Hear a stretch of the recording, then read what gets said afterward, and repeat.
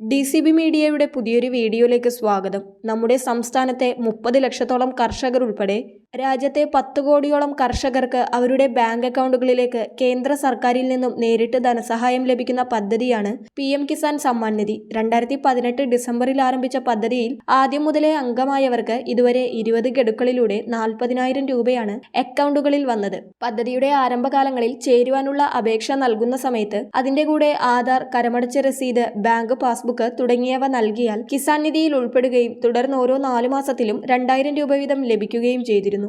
എന്നാൽ ഇങ്ങനെ കിസാൻ നിധി ആനുകൂല്യം ലഭിച്ചുകൊണ്ടിരിക്കുന്ന പലർക്കും തുടർന്ന് ആനുകൂല്യം തടയപ്പെടുമെന്നാണ് ഇപ്പോൾ വ്യക്തമാകുന്നത്. 19 ഗഡുക്കൾ ലഭിച്ച കുറെ പേർക്കെങ്കിലും 20ാമത് ഗഡു ലഭിച്ചിട്ടില്ല. അതുപോലെ ഇതുവരെ തുക ലഭിച്ച പലർക്കും 21ാമത് ഗഡുവും മുടങ്ങുന്നതാണ്.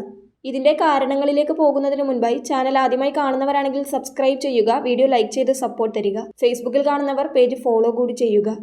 കിസാൻ സമ്മാൻ നിധിയുടെ 20ാമത് ഗഡു നമ്മുടെ സംസ്ഥാനത്തുള്ളവർ ഉൾപ്പെടെ ഒട്ടേറെ പേർക്ക് ലഭിച്ചില്ല എന്ന കാര്യം PM കിസാന്റെ ഔദ്യോഗിക പോർട്ടലായ pmkisan.gov.in കണക്കുകളിൽ തന്നെയുണ്ട്. 19ാമത് ഗഡു തുക 10,685,615 പേർക്ക് ലഭിച്ചപ്പോൾ 20ാമത് ഗഡു തുക ലഭിച്ചത് 9,71,41,402 പേർക്ക് മാത്രമാണ്.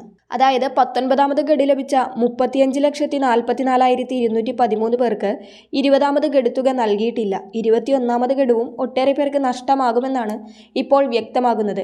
യഥാർത്ഥത്തിൽ അനർഹരായ ലക്ഷക്കണക്കിന് പേർ കിസാൻ നിധി ആനുകൂല്യം വാങ്ങുന്നുവെന്ന് കണ്ടെത്തിയതിനെ തുടർന്ന് 2022 മുതലാണ് നിയമങ്ങളും മാനദണ്ഡങ്ങളും കർശനമാക്കി നിലവിൽ ഗഡുക്കൾ വാങ്ങിക്കൊണ്ടിരിക്കുന്നവരെ പുറത്താക്കി തുടങ്ങിയത്.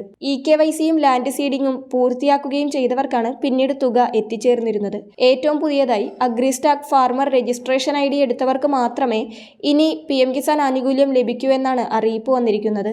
വ്യത്യസ്തമായ കൃഷിസ്ഥലം പേരിലുണ്ടെങ്കിലും ഒരേ വീട്ടിലെ 2 പേർ ആനുകൂല്യം വാങ്ങുന്നതിനും അതുപോലെ 2019 കരമടച്ച രസീതിൽ ഒന്നിലധികം പേരുള്ളതുപോലുള്ള മിസ്മാച്ച് മൂലമൊക്കെ ഇപ്പോൾ കൂടുതൽ പേർ പുറത്തായിരിക്കുകയാണ്. അതുപോലെ പദ്ധതിയിൽ ചേർന്ന കാലത്ത് ആദായ നികുതി അടക്കാതിരിക്കുന്ന പലരും കഴിഞ്ഞ വർഷം അല്ലെങ്കിൽ ഏതാനും വർഷം മുതലൊക്കെ ആദായ നികുതി അടച്ചു തുടങ്ങിയ സംഭവങ്ങളിലും കിസാൻ നിധിയിൽ നിന്നും ഒഴിവാക്കുകയാണ്. കിസാൻ നിധിയിൽ പേരുള്ളയാൾ മാത്രമല്ല, അയാളുടെ ഭാര്യയോ അല്ലെങ്കിൽ സ്ത്രീയാണെങ്കിൽ ഭർത്താവോ ആദായ നികുതി അടക്കുന്നുണ്ടെങ്കിലും പിന്നീട് ആ കുടുംബത്തിന് കിസാൻ നിധി ആനുകൂല്യം ലഭിക്കുന്നതല്ല. കിസാൻ നിധി ആനുകൂല്യം വാങ്ങുന്ന 2 വിഭാഗം ഗുണഭോക്താക്കൾക്ക് ഉദ്യോഗസ്ഥരുടെ നേരിട്ടുള്ള പരിശോധന കഴിയും വരെ ടെമ്പററിയായ ആനുകൂല്യം സസ്പെൻഡ് ചെയ്തിരിക്കുകയാണെന്ന് ഇപ്പോൾ അറിയിപ്പെത്തിയിട്ടുണ്ട്.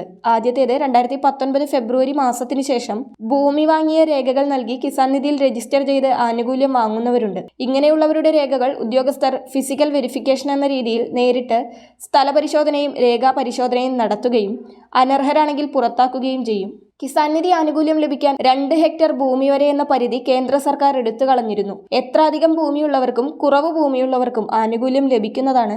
എന്നാൽ ഭൂമി കൃഷിയോഗ്യമായിരിക്കണമെന്നുണ്ട്.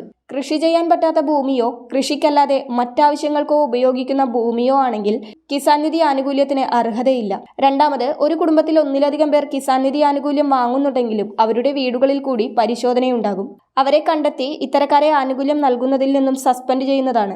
ഡോക്ടർ, എഞ്ചിനീയർ, ചാർട്ടേഡ് അക്കൗണ്ടന്റ് തുടങ്ങിയ പ്രൊഫഷണൽ ജോലി ഉള്ളവർക്കും സർക്കാർ ജീവനക്കാർക്കും 10,000 രൂപയിലധികം പെൻഷൻ വാങ്ങുന്ന സർവീസ് പെൻഷൻകാർക്കൊന്നും കിസാൻ നിധിക്ക് അർഹതയില്ലാത്തതാണ്. അനർഹരെയൊക്കെ പുറത്തിറക്കുന്നതിന്റെ ഭാഗമായി നേരത്തെ EKYC ചെയ്ത ചിലരോട് ബയോമെട്രിക് EKYC ചെയ്യുവാനുള്ള നിർദ്ദേശമൊക്കെ നൽകിയിട്ടുണ്ട്. PM കിസാൻ ഗോൾ എന്ന ആപ്പ് വഴി, ഫേസ് ക്യാം വഴിയോ അല്ലെങ്കിൽ അക്ഷയ CSC സെന്ററുകൾ വഴിയോ ബയോമെട്രിക് EKYC പൂർത്തിയാക്കാവുന്നതാണ്. PM കിസാൻ പോർട്ടലിൽ നിങ്ങളുടെ സ്റ്റാറ്റസ് ചെക്ക് ചെയ്യുമ്പോൾ ഇത്തരത്തിൽ വല്ല നിർദ്ദേശങ്ങളും വന്നിട്ടുണ്ടെങ്കിൽ കാണാൻ കഴിയുന്നതാണ്. ഇത്തരത്തിൽ ഒട്ടേറെ പേർ അനർഹരാകുന്നതിനാൽ PM കിസാന്റെ പോർട്ടലിൽ നിങ്ങളുടെ സ്റ്റാറ്റസ് ചെക്ക് ചെയ്ത് നിങ്ങൾക്ക് എന്തെങ്കിലും പ്രശ്നമുണ്ടോ എന്നറിയുന്നത് നല്ലതായിരിക്കും.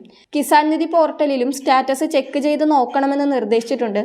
20ാമത് ഗഡുവൊക്കെ ഇനിയും കിട്ടാത്തവർ സ്റ്റാറ്റസ് ചെക്ക് ചെയ്യുക. സ്റ്റാറ്റസ് നോക്കുമ്പോൾ ഇന്നെലിജിബിലിറ്റി, അതായത് അയോഗ്യത വന്നിട്ടുണ്ടെങ്കിൽ അതിന്റെ കാരണം എന്തെന്ന് മനസ്സിലാക്കി, അതായത് ബയോമെട്രിക് മസ്റ്ററിംഗ് പറഞ്ഞിട്ടുണ്ടെങ്കിൽ അത് ചെയ്യുക.